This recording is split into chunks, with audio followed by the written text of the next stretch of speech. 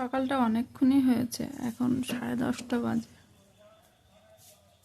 বাড়ির কাজকর্ম, এদিকে সেলাই মেশিনের কাজ শেষ করে শুয়ে আছি। ভাবলাম আজকে ব্লগটা শুরু করবো না, তারপর ভাবলাম না, তোমাদের সঙ্গে না কথা বললে আমার দিনটাই শুরু হবে না, এই জন্য এত বেলায়ও শুরু করলাম। আমি কি একটা খেতে দিয়েছে জিভ, চোখ মুখের অবস্থা দেখো, এই যে।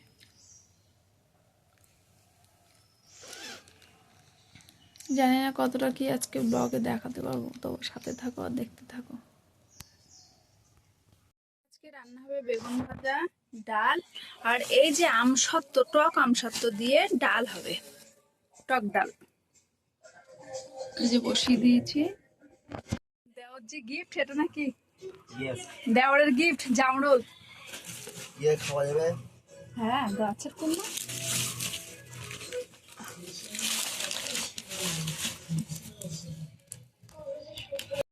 একটা জামরুলের সাইজ দেখো, এত বড় বড়। গাছটা তোমাদের দেখাবো পরে একদিন ওই বাগানে। মামা শ্বশুরদের কাছে জামরুল বড় বড় গুলো বেছে নিচ্ছি কেন? এই দাদা ভাইয়ের জন্য একটা রাখ। দাদা ভাই, আমার ছেলে দেখো জামাই সেজেছে, ভাত বাড়ছে। ওখানে কি অবস্থা দেখো, এই পাশে কেটটা নিয়ে চলে গেছে। খাওয়া দাওয়া কমপ্লিট, সবাই একসঙ্গে শুয়ে টিভি দেখছি, খানিকক্ষণ রেস্ট নিই, তারপর আবার বিকেলবেলা উঠে আর আমরা টিভিতে কি দেখছি দেখাচ্ছি।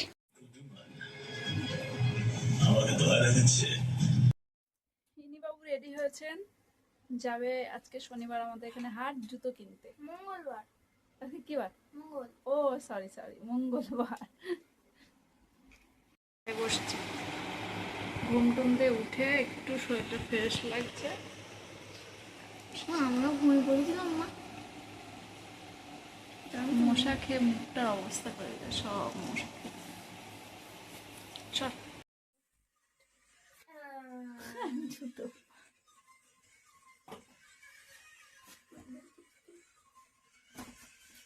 খোল জামাটা, খোল।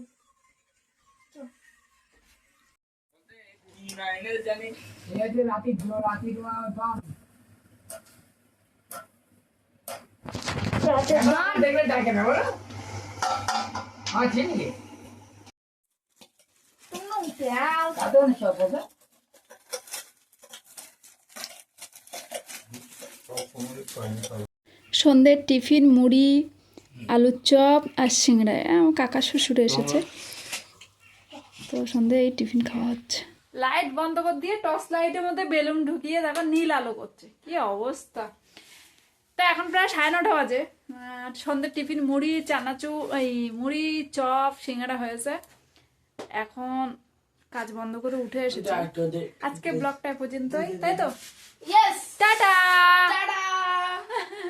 ধর লাইট জ্বালা বন্ধ কর।